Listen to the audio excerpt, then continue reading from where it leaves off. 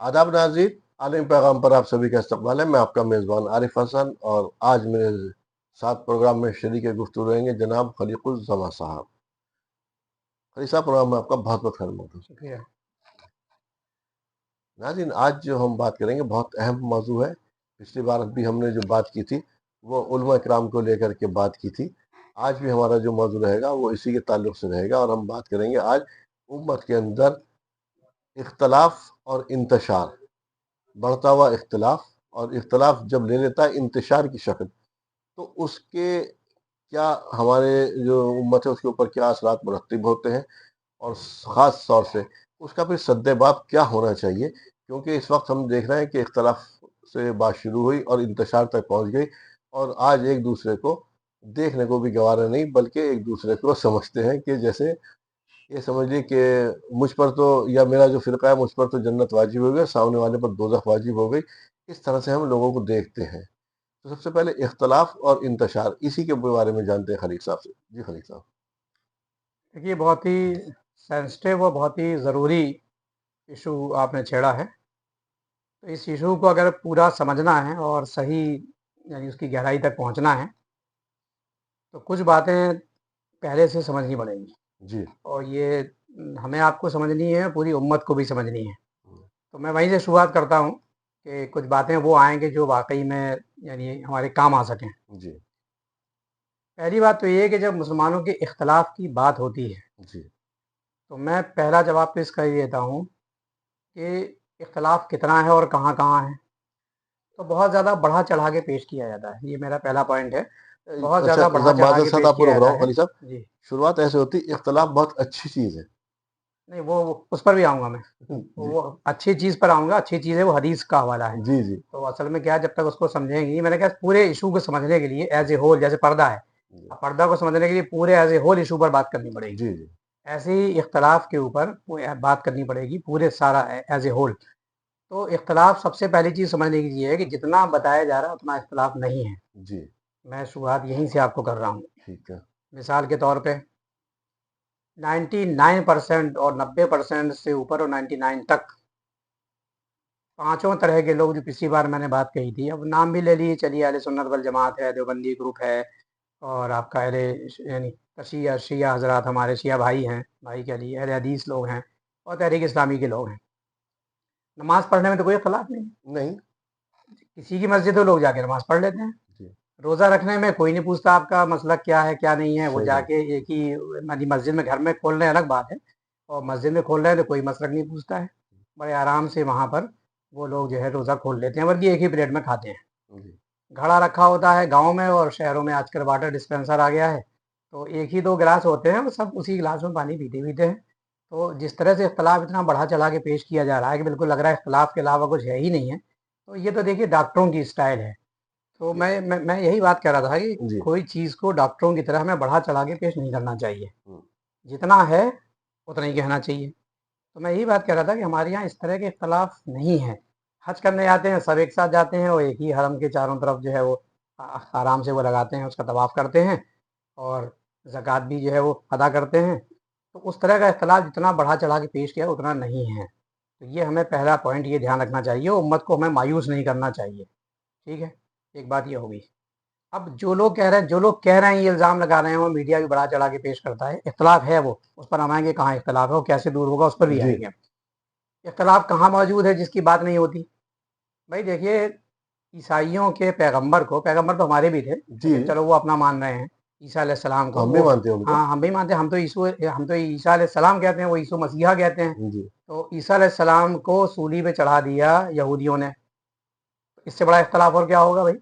आज सही वो बात। एक है, इस्लाम दुश्मनी एक अलग बात है, इससे बड़ा तो कोई इख्तलाफ ही नहीं हो सकता। तो ठीक है, दुश्मन मुसलमान, दुश्मन का हाँ, दोस्त होता है, वो तो तो वो भी साफ बात। मुसलमानों का तो ये मानना है कि अल्लाह ने ऊपर उठा लिया था, ये जी। इख्तलाफ ये है। जी। अमेरिका में आप देखें, गोरों कालों का इख्तलाफ था, और आज भी कालों की क्या वैल्यू है, कितना परसेंटेज है सिस्टम में, कहाँ कहाँ उनको नौकरी मिली हुई है, जी। कितना बिजनेस कर रहे हैं वो, तो वो इख्तलाफ है। जी। श्रीलंका में जो है ज़ुबान की बुनियाद पे इख्तलाफ हो गया, जी। और यानी सिंघली बोल रहे हैं तो साहब वो तमिल बोल रहे हैं। देखिए इख्तलाफ इस तरीके देखें, और एक और चीज़ मैं कहता हूँ, क्योंकि मेरा तो ताल्लुक साइंस से रहा है, मैं तो कह रहा हूँ कि साइंसी सब्जेक्ट्स के अंदर भी कितने इख्तलाफात मौजूद हैं, इसकी कोई बात नहीं करता। फिजिक्स के बारे में या लाइट के बारे में कहा जाता था कि लाइट पहले जो है वो लाइट जो प्रकाश आता है, प्रकाश की किरणें आती हैं, वो वेव की शक्ल में आती हैं, वेवलेंथ ऐसे जी की जी शक्ल जी। में आती है। अब स्टेट है। अब ये क्या है रहा है कि साहब जो है लाइट जो है they are the energy packets known as photon. Hmm. वो एनर्जी के पैकेट्स हैं, वो फोटान के रूप में है। तो बहुत सारी चीज़ बदलती रहती है। मैं तो कह रहा हूँ मेडिकल साइंस में तो इतना ज़्यादा इख्तलाफ है कि शायद दुनिया में किसी चीज़ में हो। वो कह रहे हैं नहाना चाहिए, नहीं नहाना चाहिए, क्या खाना चाहिए, क्या नहीं खाना चाहिए, ऑपरेशन में फ़ौरन चलिए, कोई कह रहा है बेड रेस्ट। इतना ज़्यादा इख्तलाफ तो शायद दुनिया में किसी साइंस के ये अंदर नहीं अगर होगा। जिस आप इख्तलाफ की बात जी, कर रहे हैं ना, ये अगर इख्तलाफ ना होता तो दुनिया आज इतनी डेवलप नहीं कर चुकी नहीं होती। जी, इस इख्तलाफ की बिना पर दुनिया ने आज जो दुनिया डेवलप आपको दिखाई दे रही है, ये जिसका आज से 50 साल पहले तस्वुर भी कोई नहीं कर सकता था। जी, तो वो तस्वुर या अगर ये इख्तलाफ नहीं होता तो ये बहुत अच्छा वाला इख्तलाफ है जिसकी वजह से दुनिया ने आज तरक्की कर ली इस वजह से। अब देखिए तरक्की एक वक्त ऐसा था कि एटम के बारे में कहा जाता था कि ये वो कभी इसे नष्ट हो ही नहीं सकता, खत्म हो नहीं सकता। आज उसको भी तोड़ दिया, इलेक्ट्रॉन, प्रोटॉन, न्यूट्रॉन में तोड़ दिया ना उसको। जी, जी। तो ये इख्तलाफ की बुनियाद पर ही ना कि उसने अपनी राय अलग इख्तियार की, उसके अंदर रिसर्च करता चलेगा। ये इख्तलाफ तो समझ में आने वाली बात वो है। तो एक पॉजिटिव इख्तलाफ है, जी, वो तो रिसर्च लेवल का इख्तलाफ है, वो जी, इस्लाम में भी होता है, इस्लाम जी, में वही इख्तलाफ अलाउड है, नबी सल्लल्लाहु अलैहि वसल्लम की हदीस भी है। आप सल्लल्लाहु अलैहि वसल्लम ने फरमाया कि उम्मत का इख्तलाफ बाइस रहमत है। तो जी, तफरका नहीं है, वो इख्तलाफ है। यानी फ़र्क होगा, ओपिनियन अलग-अलग होंगे, राय अलग-अलग होगी, फिर लोग दलाइल पेश करेंगे, फिर लोग जो है उसमें रिसर्च बुक्स वगैरह लिखेंगे, तो वो उस इख्तलाफ की बात है, तफरके की बात नहीं है। मैंने वही कहा था कि पहली बात तो ये कि हम ये समझ लें कि हमारे यहाँ इत्तेहाद ज़्यादा, इख्तलाफ कम है। खुदा एक, पूरी उम्मत मानती है, 200 करोड़ दुनिया के मुसलमान और 35 करोड़ हिंदुस्तान के मुसलमान मानते हैं। रसूल एक, सब मानते हैं। 1.25 लाख नबी रसूल पैगंबर को सब मानते हैं।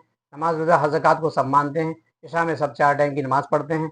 उसी 30 पारा और 576 रुकू और 6000 से ऊपर आयते हैं, उसी कुरान को सब मानते हैं। तो देखिए इख्तलाफ यहाँ कहीं आपको नज़र नहीं आ रहा है। कहाँ पर है उस पर भी हम आएंगे, वो कितना है, वो कैसे जी, दूर होगा, जी, वो एक अलग मौजू है। तो कुल मिला के पहला पॉइंट तो हमें उम्मत को बताने की जरूरत है। आमतौर पर हमारे यहाँ भी चर्चा होती है, वो वहाँ से आता है, वेस्ट से, उनके प्रोपेगेंडे से आता है। अब इख्तलाफ है, इख्तलाफ है, इख्तलाफ है, इख्तलाफ की वजह से मुसलमान जो है पिट रहे हैं, उसकी वजह नहीं, उसके पिटने की एक बहुत सारी दूसरी और वजूहत है। वजह वो अलग मौजूद है। हाँ, वो दूसरा मौजू है, वो खाली इख्तलाफ की वजह से। इख्तलाफ तो बहुत ही कम है, ना के बराबर है। ठीक, तो ये है पहली बात, तो हमें ये समझ लेना चाहिए कि हमारे यहाँ इत्तेहाद ज़्यादा है, इख्तलाफ हमें बढ़ा चढ़ा के पेश किया गया और हम भी उस वेस्ट मीडिया के हाँ में लाने लगते हैं। ठीक। ये है। अब इंतशार। अब इंतजार है कहाँ कहाँ, और कितना है, और कैसे दूर होगा।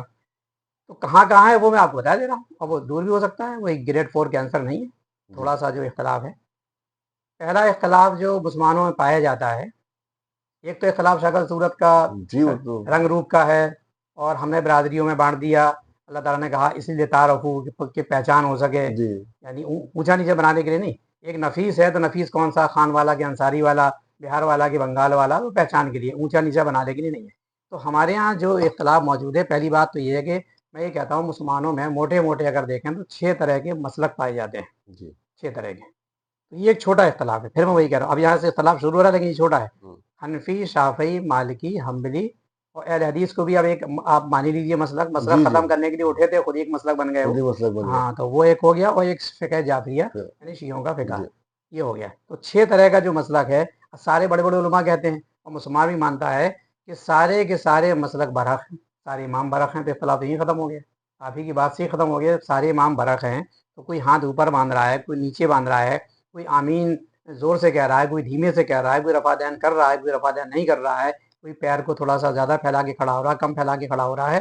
तो ये कोई बड़ा इख्तलाफ नहीं है। तो सेकंड पॉइंट भी हो गया ख़त्म। वो तो एक चारों। इख्तलाफ है, लेकिन वो यानी बियरेबल है, हाँ, और तो इसको ख़त्म करने की ज़रूरत भी नहीं है, वो रिसर्च लेवल का इख्तलाफ है। जी, हमारे उलमा ने, इमाम अबू हनीफ़ा रहे हों, इमाम इब्न हम्बल रहे हों, इमाम शाफ़िई रहे हों, उन्होंने अपने-अपने दलाइल पेश की हदीसों के बारे में, लॉजिक की किताबों में दर्ज है। तो जिसको जो ज़्यादा उसके दिल को करीब हो रहा हो, तो कोई इससे काफ़िर नहीं हो जाता है। तो ये जी, इख्तलाफ भी बियरेबल है, मौजूद है, जी, लेकिन बियरेबल है, बड़ा इख्तलाफ नहीं है, कुफ्र शिर्क का मसला नहीं है। अब इसके बाद कौन सा इख्तलाफ है, जिस जी, पर बात बहुत कम होती है, जो होना चाहिए, जी, वो मैं आपको बता रहा हूँ। अब यहाँ से थोड़ा-सा फिर हम अपनी इस्लाह कर लें तो बहुत अच्छी बात है। जी, इख्तलाफ जो मौजूद है, वो इस तरीके का मौजूद है कि मिसाल के तौर पे खुदा तो एक है, जी, ठीक है, और रसूलुल्लाह सल्लल्लाहु अलैहि वसल्लम की तालीमात बरहक हैं, बिल्कुल, बेशक। और हमें आखिरत में अल्लाह ताला को हिसाब देना है, और ज़र्रे-ज़र्रे का हिसाब हो जाएगा। फमन यअमल मिस्काला ज़र्रतिन खैरन हुँ, यरा वमन यअमल मिस्काला ज़र्रतिन शर्रन चल यरा। रही है। उस दिन हर इंसान देख लेगा कि ज़र्रा बराबर बदी की होगी, और उस दिन हर इंसान देख लेगा उसमें ज़र्रा बराबर नेकी की होगी, ज़र्रे-ज़र्रे का हिसाब हो जाएगा। अब यहाँ से 6 तरह का मुसलमान तो मसलकी एतबार से हो गया पूरी दुनिया में, हिंदुस्तान में। जी, 5 तरीके का मुसलमान, ब्रॉड क्लासिफिकेशन बता रहा हूँ, मोटा-मोटा, जी, 5 तरीके का मुसलमान पाया जाता है नज़रियात की बुनियाद पर। अब यहाँ ये इख्तलाफ इम्पॉर्टेंट है, जी ये चीज़ है। नज़रियात, विचारधारा, आस्था, अकीदा, विश्वास, क्या ख़्यालात हैं आपके, उसकी बुनियाद पे कौन-कौन से तरह का यानी मुसलमान पाया जाता है। वो यानी एक लिहाज से अहले सुन्नत वल जमात मान लीजिए, और देवबंदी एक ग्रुप है, उसमें जमात उलमा हिंद तबलीगी जमात भी आ जाती है, और कासमी लोग भी आ जाते हैं, अहले जी हदीस है, और शिया है, और उसके अलावा तहरीक इस्लामी है। इसमें शिया जो है वो एक नज़रिया भी है, ठीक। और शिया एक यानी शिया में फ़िक़ह जाफ़रिया एक फ़िक़ा भी है। ये दोनों चीज़ें हैं। मतलब वहाँ वो इख्तलाफ छोटा था, कोई ये फ़िक़ह जाफ़रिया को मान रहा है, इसमें क्या परेशानी, हाथ छोड़ के नमाज़ पढ़ा, उसमें क्या परेशानी की बात है, ठीक है। मुसलमान तो है ही वो। तो वो मसलक वाला तो इख्तलाफ छोटा हुआ, यहाँ नज़रिए वाला इख्तलाफ है। अब ये जो मैंने आपको 5 तरह के लोग बताए, 6 तरह का मसलकी एतबार से उसको छोड़ दिए, छोटा इख्तलाफ है, बियरेबल है।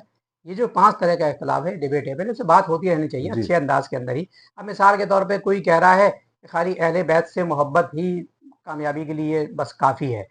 ठीक है, अहले बैत से मोहब्बत तो होनी चाहिए, आदमी किसी शख्सियत से, रसूलुल्लाह सल्लल्लाहु अलैहि वसल्लम मोहब्बत करता है तो अहले बैत से मोहब्बत होनी जी चाहिए, और खाली अहले तशीनी सुन्नी लोग भी कहते हैं मोहब्बत सही होनी बात। चाहिए। लेकिन इसमें सिर्फ इतनी इस्लाह ज़रूर की जा सकती है कि अहले अहले बैत से जो मोहब्बत है उसके कुछ तकाज़े भी हैं, जी यानी हम उनकी तालीमात पे अमल भी तो करें। सही बात इमाम है। हसन हुसैन को रज़ियल्लाहु ताला अन्हु को हमने याद कर लिया, थोड़ा हमने इस तरह से थोड़ा कर लिया, तो खाली उतने से नहीं, बल्कि उन्होंने क्यों कुर्बानियाँ दी, क्यों जान का उस चीज़ को नज़राना जानना पेश ज़रूरी किया, है। वो ज़्यादा ज़रूरी है। इसी तरह से एक नज़रिया ये कहता है, अच्छा इन सब के अंदर एक चीज़ कॉमन बता दूँ मैं आपको, कुरान को तिलावत करते हैं, तर्जुमा तफसीर नहीं पढ़ते। जी हदीस में ज़ईफ़ और मौजू हदीसों से काम चलाते हैं, सही हदीसों को नहीं लेते, ये है इख्तिलाफ़ की जड़, जी बुनियाद असल में ये है। और अपनी लिखी हुई किताबों को और अपनी बातों को तरजीह देते हैं, जो बात हम कह रहे हैं।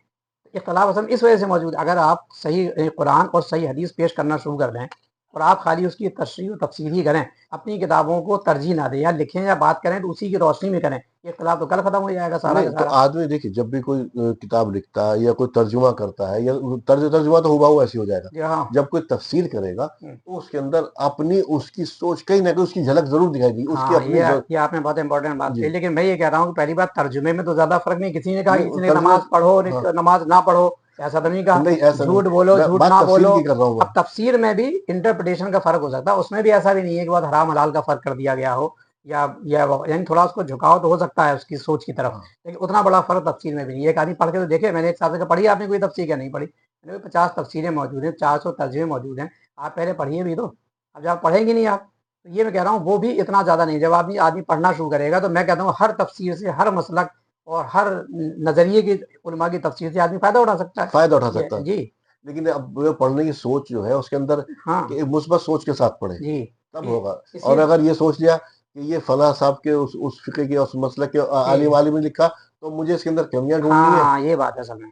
कमियाँ ढूँढनी है तो फिर तो आप उससे कोई हिदायत नहीं ले तो सकते। इसी तरीके से मैं कह रहा हूँ, अब अहले तशरीह के बाद आप आ जाइए, हमारे अहले हदीस जो जी, ग्रुप है और सलफ़ी लोग भी कहलाते हैं, ये उठे तो थे कि हम मसलक को ख़त्म कर देंगे, खुद एक मसला बन लेकिन खुद ही गया। एक मसलक बन गए। अब वो आमीन रफ़ादैन के अलावा तो ऐसा लग रहा है जैसे किसी की नमाज़ ही नहीं हो रही है। जी, और अगर शेखैन जो है अमेरिका और इसराइल की तारीफ़ कर रहे हैं और दलाली कर रहे हैं, तो आप अंधे होके उनका सपोर्ट करेंगे, अंधे होकर सपोर्ट है, तो बिल्कुल अंधभक्ति ब्लाइंड आप कर रहे हैं, तो बिल्कुल ये है। सब चीज़ें सही नहीं है। तो बात वही है कि वो आप सैयद अहमद शहीद और शाह इस्माइल शहीद की बात छोड़ दीजिए आप। अगर आप वहाँ से अपना ताना-बाना जोड़ रहे हैं, उन्होंने तो इस्लाम की राह में पूरी जान दे दी, वो तो सिस्टम ऑफ इस्लाम को नाफ़िज़ करना चाह रहे थे बेचारे, बालाकोट में जाके वो शहीद हो हाँ, गए। ये मुझे भी साथ तो जो जी, हमने इस पे भी प्रोग्राम किए कुछ, जी, तो उसके ऊपर मुझे कुछ उन लोगों की तनकीद आई कि आप इन सब को छोड़ दीजिए। इस पर इसके ऊपर बात ना कीजिए। जो हुँ। अभी हम गल्फ़ के अंदर या खलीज के महार के अंदर या इज़राइल हुँ। के ऊपर या गज़ा के ऊपर बात कर रहे हैं, तो उसके ऊपर मुझे फिर भाई मैंने कहाँ गौर तक आदमी बात नहीं करेगा, गाज़ा पूरा ख़त्म हो गया, लोग सामान ले लेके भाग रहे हैं, जितने बचे हैं, कितनों को ख़त्म कर दिया। इंसानियत की तारीख़ का सबसे बड़ा ज़ुल्म हो गया। अब तो दोहा का देखिए नंबर भी आ गया, अ, कल कुवैत का नंबर नहीं आएगा, फिर बहरीन का नंबर आएगा, तो तो ये बचेगा कौन फिर? नहीं मैं ये कहना चाहिए चलिए वो तो अलग मौज़ू पे जी। चर्चा होगा। लेकिन अब अगर एक आदमी इतना ब्लाइंड होकर के सपोर्ट करा उसके बारे में क्या कहेंगे? अब उस देखिए मैं इसके बाद आ रहा हूँ, इसको थोड़ा कंप्लीट करके फिर आगे जी, बढ़ाएँगे। जी, मैंने 2 की बात कर ली, अहले तशरीह की, ठीक कि ठीक, अहले बैत से मोहब्बत हम भी एक्सेप्ट करते हैं।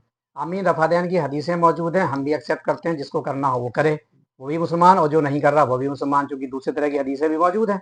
तो ये असल में उस तरह का, यानी उस तरह की चीज़ है जिसमें कि देखिए इस्लाम को अगर आप बहुत तरह से आप एक्सप्लेन करेंगे, एक बात आप उसमें ये एक्सप्लेन कर सकते हैं कि इस्लाम में एक पार्ट तो बिल्कुल हार्ड एंड फास्ट है, जी, सुअर नहीं खाना है, जी, शराब नहीं पीना है, झूठ नहीं बोलना है, हुँ। इसमें तो पूरी उम्मत है कि इसमें क्या इख्तलाफ है नहीं भाई। इसमें तो कोई और हाँ, रहा हाथ ऊपर बांधे, नीचे बांधे, आमीन जोर से कहे, धीमे कहे, इसमें तो भी ये कोई इस्लाम का वो हिस्सा है जिसमें फ्लेक्सिबल है, अलग अलग तरह की हदीसें मौजूद हैं। तो जिसको चाहे उस पर अमल कर ले और जिसको चाहे ना करे। मिसाल के तौर पे लौकी खाना सुन्नत है, अल्लाह के रसूल सल्लल्लाहु अलैहि वसल्लम को लौकी पसंद थी, पसंद लेकिन कोई आदमी क्या मुझे आलू पसंद है, क्या वो काफिर हो गया? तो नहीं, नहीं, ये सोच की बात है।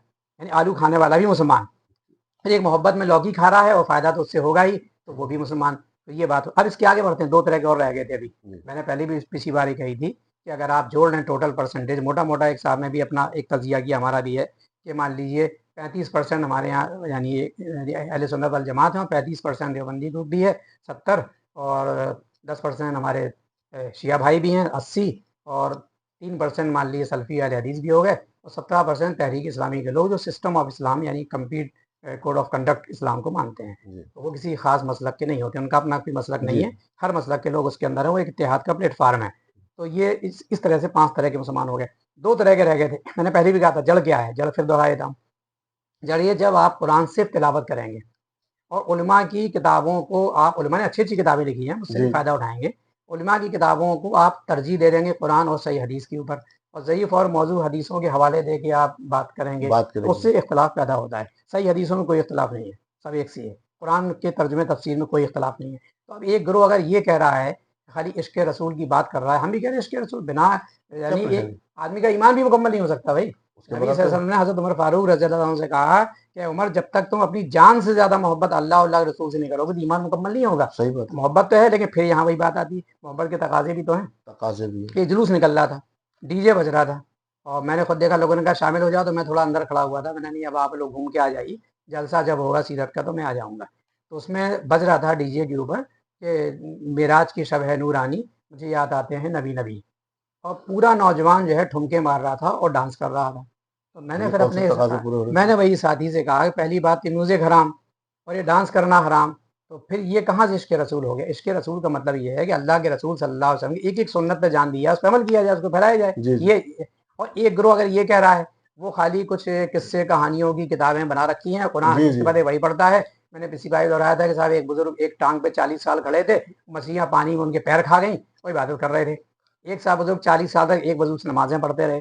तो इस तरह की बातों से बहुत ज़्यादा दीन का फ़ायदा नहीं होता, बल्कि कुरान और हदीस के ऊपर हमें अमल करना चाहिए। ये सब इस वजह से है कि हम कुरान का सिर्फ तर्जुमा पढ़ते हैं और ज़ईफ़ और मौजू हदीसों से हम काम चलाते हैं। जिस दिन हम कुरान तर्जुमा तफसीर से पढ़ लेंगे, किसी भी मसलक के आलिम का हम पढ़ें और सही हदीसों से फ़ायदा उठाएं, वो भी लाखों की तादाद में, सही हदीसी भी लाखों की तादाद में, कोई इख्तलाफ ही नहीं है। तो जब देसी घी मौजूद है तो डालडा पामाइल खाने की ज़रूरत क्या है? तो फिर हमारा कहना ये ये है। इंतशार तक कैसे आ गए? हाँ, तो अब वो एक चीज़ तो ये है, मैंने कहा कि देखिए नज़रियात की बुनियाद पे तो है इख्तलाफ, और होना चाहिए, इस पे डिबेट होनी चाहिए।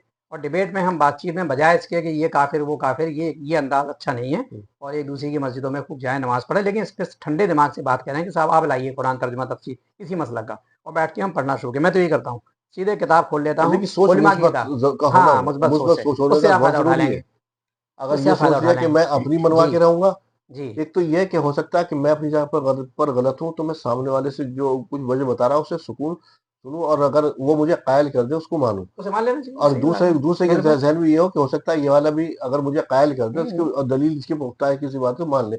ये नहीं कि मैं अपनी बात पढ़ जाऊं और वो, और जिसकी वजह से इंतजार फैल मैंने रहा है। पहली बात कहता, उसी को फिर मैं कहता रहा हूँ, इख्तलाफ इख्तलाफ यानी फ़र्क कह सकते हैं, इख्तलाफ वो तो नहीं, तफरके वाला, वो 2 तरीके का है। एक तो ये, उसमें तो इख्तलाफ होगा ही नहीं कि शराब हराम है कि नहीं है, वो उसमें क्या इख्तलाफ हो सकता जुआ हराम है कि नहीं है, सुअर हराम है कि, उसमें तो है ही नहीं इख्तलाफ। अब ले दे के जो, यानी जो परमिसिबल है, यानी जिसकी परमिशन है, आप आमीन रफा दें, जोर से कहें ना कहें, हाथ ऊपर बांधें नीचे बांधें, हाथ छोड़ के नमाज पढ़ें, नमाज छोड़ने की इजाज़त नहीं है, नमाज छोड़ने की आदत नहीं है, उससे बुरी उम्मत एक है।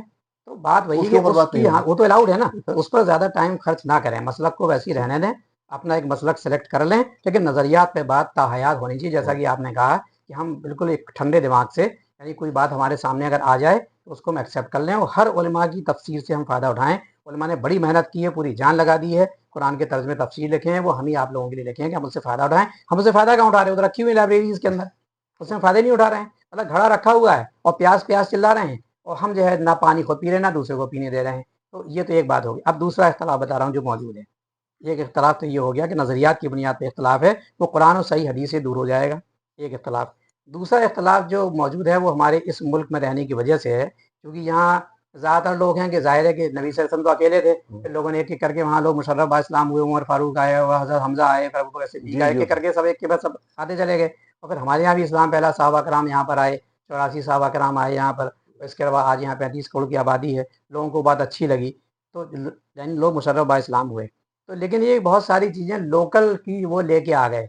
अब मिसाल के तौर पे यहाँ बिरादरी मौजूद है, इस्लाम में तो लेकिन बिरादरी यहाँ नहीं पर है। तो जब इस्लाम आया था, जी, वो ही उसी वक्त में यहाँ एक थोड़ा-सा मुनक़सिम सा हो गया था, जब इस्लाम यहाँ पर एंटर कर रहा था। जी, क्योंकि इस्लाम जो इधर ताशकंद जो रूस से जो आज़ाद हुई रियासत थी, इस रास्ते से दाखिल हुआ था। जी, वो जो जी। आया था मोहम्मद बिन कासिम का, वो जो अरबी इस्लाम था, वो तो कुछ टाइम के लिए आया था यहाँ पर। हाँ, मतलब मतलब 3 वो तरफ से आया, नहीं, 3 वो तरह 3 से सा आया, वो 3 नहीं, तरह से आया। एक तो शुरू में ही सबसे पहले वही आया था, हाँ, सबसे पहले वो आया जो केरल वगैरह मस्जिद केरल वगैरह में बनी, आया था जी, फिर ये मोहम्मद बिन कासिम, ताजिरों के ज़रिए। हाँ, ताजिर के ज़रिए फिर मोहम्मद बिन कासिम आए, तो ये हाँ, तो अरबी इस्लाम जो है तो खत्म हो गया। लेकिन हमारे पास जो आया था तो अभी से उसके अंदर, लेकिन अभी इतनी दूरी उसमें नहीं थी कि जी, ये खानकाहों और मदरसों की तक़सीम हो चुकी थी, जहाँ पर आए। और जो खानकाहें और मदारिस जो थे, उसके अंदर लेकिन इतनी दूरी नहीं थी उनके बीच में, जैसे जो इस वक़्त नज़र आती है। उसमें क्या था, उसमें तो ये था कि अगर आपको याद हो जो यहाँ का दिल्ली का बादशाह था, सुल्तान इल्तुतमिश जो था, उसके मरासिम जो ये महरौली के अंदर मज़ार है, ख्वाजा बख्तियार काकी जी, रहमतुल्लाह, जी, तो उससे बड़े अच्छे मरासिम थे उसके तो। जी, जी, और वो तो अच्छा, लेकिन फिर आहिस्ता-आहिस्ता जो इख्तिलाफ बढ़ता चला गया और एक-दूसरे पे तान-तिशन होने लगे, जी। उससे जो इंतशार फैला, इस तरह से इंतशार फैला यहाँ पे मैं जो समझ रहा हूँ। और आज वो जो ये हमारे सामने एक शक्ल के अंदर खड़ा हुआ है, और जबकि जो चाहे कोई दुश्मन कौमी हो या बैनुल अक़वामी हो, उसे ये नहीं दिखाई देता कौन है क्या, उसके लिए तो सिर्फ़ मुसलमान है, जिसकी बुनियाद पर हम मुसलमान देखिए, हैं। यहाँ पे जो मुसलमानों की 1000 साल तक तकरीबन हुकूमत रही है, तो अगर वो चाहते तो ये जो फ़र्क है, इंतशार को फ़र्क कह लीजिए आप, इख्तिलाफ़ कह लीजिए, इंतशार भी उतना नहीं है, इख्तिलाफ़ कह लीजिए, फ़र्क है, इसको चाहते वो ख़त्म कर सकते थे। वो लेकिन हुकूमत उनका कर रहे थे हमारे साथ के हाँ, साथ, वो उनका हुकूमत कर रहे थे, इस्लाम के लिए कोई वो काम नहीं जी, करके आ जी, रहा वो था। इस्लाम तो मुसलमान थे वो, और हाँ, कुछ अच्छी चीज़ें भी थी उसके अंदर, तहज्जुद गुज़ार लोग थे, हाँ, कुछ ईमानदार ऐसा थे, बेईमानी नहीं करने देते थे और पब्लिक का ख़्याल रखते थे। इंसाफ़ और न्याय सब में कॉमन था, चाहे वो शराब पी रहा हो, जहांगीर। लेकिन इंसाफ़ और न्याय की बुनियाद पे अल्लाह ताला ने उनको 1000 साल का मौका दिया।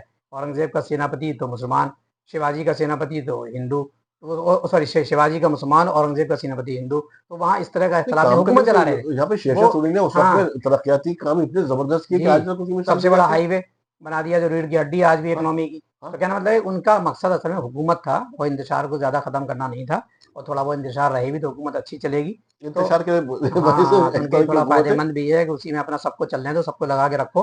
तो मेन मकसद उनका हुकूमत था, वो असल बात है वो ख़त्म कर सकते थे चाहते तो। और बहुत सारी खूबियाँ भी हैं, बहुत सारी ख़ामियाँ, वो एक अलग वो मौजू है। अलग हो जाए। अब मुसलमानों की हमारे हुकूमत अलग ये मौजू है। जो मैंने इंतशार की तरफ जी, आ गए ना, तो अब इसमें इसका बिरादरी सब्जेक्ट वाली मैंने कहा सेकंड नंबर की जो थी, एक हुआ नज़रियात का इख्तिलाफ, पॉइंट फिर नोट कर लीजिएगा आप, हाँ, और दूसरा बिरादरी वाला है। नबी सल्लल्लाहु अलैहि वसल्लम में तो एक सहाबी ने कहा कि ए अंसारी, तो नबी सल्लल्लाहु अलैहि वसल्लम का चेहरा बदल गया। आपने किसने जाहिलियत की बात की है। मैं फिर दोहरा रहा हूँ कि जाहिलियत इस्लाम में उलमाए किराम जानते हैं, तो जाहिलियत वो नहीं है there is no degree, there is no diploma. एक आदमी पढ़ा लिखा पीएचडी वाला भी जाहिल हो सकता है इस्लाम में। वो देयर आफ्टर इज़ से नो इस्लाम, बेसिस से पहले का। देयर इज़ नो इस्लाम। जहाँ इस्लाम नहीं होगा वहाँ जाहिलियत होगी, और जहाँ जाहिलियत है वहाँ इस्लाम नहीं होगा। यानी दो चीज़ें एक दूसरी की ज़िद हैं। ये किताब भी इस्लाम और जाहिलियत, इस्लाम एंड इग्नोरेंस, इस्लाम और अज्ञान किताब मौजूद है। या तो इस्लाम है या जाहिलियत है। तो नबी सल्लल्लाहु अलैहि वसल्लम उसको जाहिलियत का। तो बिरादरी की यहाँ पर हमारे जो वहाँ हुक्मरान तबका था, और इवन जिसमें पिछले डिबेट में बात हुई थी, उलमाए किराम ने भी उसमें ज़्यादा कोशिश नहीं की। और ये एक इख्तिलाफ मौजूद है जो बहुत ही गलत है, और ये बिल्कुल जाहिलियत है। कोई साबित नहीं कर सकता कि सैफ़ी और अंसारी और कुरैशी नीचा होता है और सैयद खान शेख ऊँचा बल्कि होता इसमें है, बिल्कुल गलत बात है, बस एकदम गलत एक बात है। बात ऐड कर दूँ, तकवा की बुनियाद पे अल्लाह ताला के यहाँ ऊँचा-नीचा होता है। अल्लाह ताला के तकवा की बुनियाद पे एक वो ज़ईफ़ हदीस है, किससे लेते हैं कि आप थोड़ा-सा कुफ़ू का ख़्याल रखिए, कुफ़ू के नाम पे इन चीज़ों को कितना हाँ, बढ़ाओगे मैं आप। कुफ़ू की बात कर लेता हूँ। तो लोग कुफ़ू की बात करते हैं, जो मैंने समझा जहाँ तक कुफ़ू कहते हैं असल में लेवल को, तो कुफ़ू का लेवल मैं समझता हूँ, क्योंकि मैंने तो 60 शादियाँ करा भी दी हैं, 600 रिश्तों के बीच में पड़ा इन 20 सालों के अंदर ही। तो मैंने जिस बुनियाद पे शादी कराई, नबी सल्लल्लाहु अलैहि वसल्लम की हदीस को गौर से फिर से आप सुन लीजिए कि आप सल्लल्लाहु अलैहि वसल्लम ने फरमाया कि लोग ऐसा करते हैं, लोग 3 चीज़ों को देख के रिश्ता करते हैं। जी, नंबर 1 खूबसूरती, खूबसूरती देख के करो नहीं कहा, और करते हैं, खूबसूरती हराम भी नहीं है। नहीं हराम भी नहीं, खूबसूरती हराम ही नहीं, अल्लाह ताला ने बनाया तो क्या करेगा क्या वो? सीधी सी बात, खूबसूरती देख के रिश्ता करते हैं। दूसरा कहा कि उसका जो है वो हसब और नसब देख के करते हैं, मैं इसमें ब्रैकेट लगाता हूँ, वो है स्टेटस भी देखते हैं आजकल, जी, यानी स्टेटस। हसब नसब बिरादरी देखते हैं। और तीसरा का माल की बुनियाद पर रिश्ता करते हैं, लड़की वाला कितना पैसे वाला कितना देगा, और लड़की वाला देखता है कि लड़के की जेब कितनी गर्म है, कितनी उसकी कमाई है, पहले पूछता है वो। और चौथी चीज़ को अल्लाह के रसूल सल्लल्लाहु अलैहि वसल्लम का, ये 3 तो ऐसा करते हैं, इन 3 चीज़ों को देख के लोग रिश्ता करते हैं, इट्स ए रेगुलर प्रैक्टिस। लेकिन तुम दीनदारी को देख के रिश्ता किया करो। दीनदारी को ये तरजीह 3 दो। चीज़ें मिलें और चाहे ना मिलें, कंप्रोमाइज़ होगा तो इन 3 चीज़ों के ऊपर होगा। चौथी चीज़ कंप्रोमाइज़ नहीं होगा, लेकिन आज उल्टा हो रहा है। चौथी चीज़ की तो बात ही नहीं होती दीनदारी की। यही 3 चीज़ें ढूँढते बात रहते हैं यही तो लोग। लंबी हो रही खलील साहब, मैं जी, उधर को लेके जा रहा हूँ। मैं कह रहा हूँ उस इस चीज़ ने जो कुफू के नाम पे जो उसकी जो डेफिनिशन दी गई हमें, जी। तो उसके नाम पर इन चीज़ों को कितना बढ़ावा मैं मिला। फिर ये कह रहा हूँ बिरादरी कुफू में बिल्कुल नहीं आती है। मैं एक यहाँ बात पे कहता हूँ, बिरादरी कुफू को नहीं कहते हैं बिल्कुल लोग। गलत है। मैं कह रहा हूँ, मैं बिल्कुल डंके की चोट पे कुरान हदीस की रोशनी में वसूख के साथ ये बात कह रहा हूँ यहाँ सबके सामने कि कुफू में सबसे पहली बात आती है तालीम। लड़की तालीम याफ्ता है, चूंकि तलबुल इल्म फरीजा कहा गया, हर हाँ, मर्द औरत को इल्म का हासिल करना फर्ज है। तो आप एक एमए और पीएचडी पास लड़की की प्राइमरी फेल से शादी मत करिए आप। और ऐसी लड़का बहुत पढ़ा लिखा है तो बिल्कुल आप अनपढ़ से ना। पहला कुफू है दीनी तालीम, वो सॉरी दुनियावी तालीम। अब आजकल कहते हैं बातचीत की समझने की, तो हालांकि तालीम तो तालीम ही होती है। जी। तो दुनियावी तालीम और दीनी तालीम, दीनदार कितना है, तकवा कितना है, परहेजगारी कितनी है, तो ये कुफू है। इसके अलावा और कोई चीज़ कुफू नहीं है। कुफू मेन चीज़ यही है कि आप दीनी तालीम देखिए, उसकी दुनियावी तालीम देखिए और रिश्ता कर दीजिए। तकवे की बुनियाद पर रिश्ता होना चाहिए। ऐसा अगर होने लगेगा तो ये चीज़ खत्म हो जाएगी। हालांकि इश्क की बुनियाद पे हो रहा है, कॉलेज में पढ़ रहे हैं तो वहाँ बिरादरी कोई नहीं देख रहा, वहाँ तो वहाँ धर्म भी कोई नहीं देख रहा है। वहाँ तो बिना धर्म के दूसरे धर्म में भी शादी किए ले रहे हैं। लेकिन ये दीन की बुनियाद पे होना चाहिए कि ये लड़की है, लड़का दीनदार है, इसलिए हमने इसको कबूल किया है। अब तो आखिरी ये बात। तो ये जी। दो इंतशार मौजूद हो गए। मैंने पहले एक नज़रियात का हाँ, जिससे डिबेट होनी चाहिए, एक शादी का जो कि अमल से ही खत्म होगा। हमें कुफर देखने में एक बात और कहता हूँ, बहुत बहुत ही यानी मजे की बात है। मैं कहता हूँ दुनिया के अंदर दो बरादरी पाई जाती है। आप कह रहे हैं 3600 बरादरी है ओबीसी के अंदर, और यानी ये वो है जनरल है और ये ओबीसी है। मैं कह रहा हूँ दो ही बरादरी, एक दीनदार मुसलमान और एक बेदीन मुसलमान। तो दीनदार को दीनदार में शादी करनी चाहिए और बेदीन को बेदीन में बेदी करनी में चाहिए। मैं शादी। कहता हूँ 4 सगे भाइयों की बरादरी अलग होती है। 4 साल भाई, हर एक का अमल अलग है तो हाँ, बरादरी लेकिन अलग हो अमल गई। अमल की बुनियाद पर अमल जाहिर-सी की बात बुनियाद पे। है। जी। अब आखिर में बस एक ये सवाल, इस सब का सद्देबाब क्या है जो कि फिर ये उम्मत वाहिद उसी जिस्म की मानंद दिखाई दे? जैसे कहते हैं किसी एक अज़ू को तकलीफ होती, पूरे जिस्म को तकलीफ होती। बेशक। ये इंतशार खत्म हो जाए, इख्तिलाफ तो रहेंगे, लेकिन इंतशार खत्म हो जाए, अब इसके देखिए, बाद। अब आपने लास्ट में ऐसा क्वेश्चन छेड़ दिया है कि मैं बहुत शॉर्ट में जवाब भी दे दूंगा, लेकिन इसमें एक नया यानी उनसुर जुड़ा जा रहा है। जी। वो ये है कि इसमें भी इख्तलाफ मौजूद नहीं है। जब उम्मत के ऊपर कोई आफत आती है, बाबरी मस्जिद हो, अली के मुस्लिम यूनिवर्सिटी का मसला हो, उर्दू का मसला हो, वक्फ बोर्ड का मसला हो, सारे मसलों को बिरादरी को छोड़ के पूरी उम्मत हमेशा से एक थी। तो आज भी तो कहाँ इंतजार है? इंतजार तो है ही नहीं है, तो खामखा कहते हैं। एक नई बात आपने इसमें और ऐड करवा दी हमसे, जी। लेकिन दूर कैसे होगा? दूर मैं फिर वही बात दोहरा रहा हूँ कि अल्लाह लेकिन के रसूल साथ-साथ सल्लल्लाहु इसके अलैहि साथ वसल्लम एक ने। चीज़ और भी मौजूद है। जी, अगर किसी दूसरे जो अहले सुन्नत अपने आप को कहते हैं, जो बरेलवी मसलक है, मसलक तो नहीं है वो खैर, अगर किसी देवबंदी या फारिग से आलिम ने नमाज जनाजा पढ़ा दी, निकाह निकाह दोबारा कराया गया, ये भी मौजूद है। वो अगर मौजूद है कि अगर कोई मुझ से कोई अगर बात पड़ी है तो सब बगैर बिरादरी के, बगैर मसलक के सब इकट्ठे हुए हैं। लेकिन ये भी मौजूद है, एक दूसरे पर कुफ्र के फतवे भी ऐड हाँ, करते वो हैं। कम लोग हैं थोड़ा-सा, हालाँकि काफ़ी कम हुआ है, आज के हालात में तो और कम हो गया है। सर मस्जिद वैसे कम, मसाजिद के अंदर नहीं एंट्री करने देते। वो कम है, बहुत कम हो गया। हमने तो कहीं आज तक नहीं रोका गया, लेकिन कहीं-कहीं है, आप सही, हाँ। 1-2% रह गया है। जी। बहुत ही कम है, बाकी किसी मस्जिद में जाइए कोई नहीं भगाता-वगाता है। 1 आध 2% तो हो सकता है, तो उसको यानी जनरल नहीं कह सकते कि एकदम यही चीज़ मौजूद है कि घुसने नहीं देगा मस्जिद में, ऐसा नहीं है। मैं तो हर मसलक में जाके नमाज़ पढ़ता हूँ, पीछे खड़ा हो जाता हूँ। चलिए तो मैं बहरहाल जो इसी को भी कह रहा हूँ मौजूद कि है, अब नबी। इसको एक जगह पे कैसे जी, लेके आएँ? ठीक है। इसका सॉल्यूशन यही है कि अल्लाह के रसूल सल्लल्लाहु अलैहि वसल्लम की हदीस आप याद करिए। हजतुल विदा के मौके के ऊपर नबी सल्लल्लाहु अलैहि वसल्लम ने बहुत ही कीमती खुतबा दिया था, खुतबा हजतुल विदा।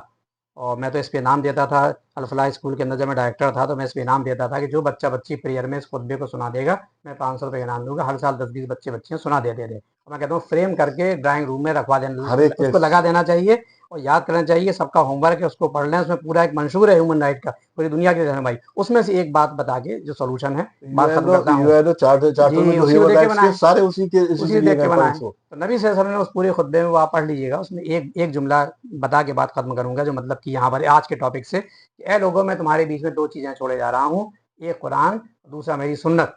सुन्नत का मतलब हदीस भी है, सही हदीस भी सुन्नत। इसको अगर पकड़े रहोगे, पकड़ना है मतलब पढ़ोगे और अमल करोगे और फैलाओगे, तो कभी गुमराह नहीं होगे, कभी इंतशार नहीं होगा। तो this is the only solution, और कोई सॉल्यूशन नहीं है। बस ये एक अकेला सॉल्यूशन है कि कुरान और हदीस, और कुरान और सुन्नत, कुरान और सही हदीस को हम पकड़ लें। और नई जनरेशन आ रही है, पढ़े लिखे लोगों में उतना नहीं है, वो समझ भी रहे हैं उसको और पढ़ भी रहे हैं, सुनी सुनाई बातों पे कम ध्यान दे रहे हैं। तो इसी को अगर हमने कर लिया तो यकीनन वही होगा कि शब गुरेजा होगी आखिर जल वही खुर्शीद से, ये चमन मामूर होगा नगमे तौहीद से। हमें उलमा कराम का एहतराम करना चाहिए, किसी भी मसलक के हों, और हमें उनसे इस्तिफ़ादा करना चाहिए और पॉजिटिव चीज़ों में ही उनको आगे लेके उनके पीछे हमें इस्लाम के लिए जद्दोजहद भी करनी चाहिए और हमें उनकी इज्जत एहतराम भी करना चाहिए। और बाकी उस पर जो डिबेटेबल चीज़ें हैं उस पर बात भी उस होती पे रहनी चाहिए। बात भी करनी चाहिए।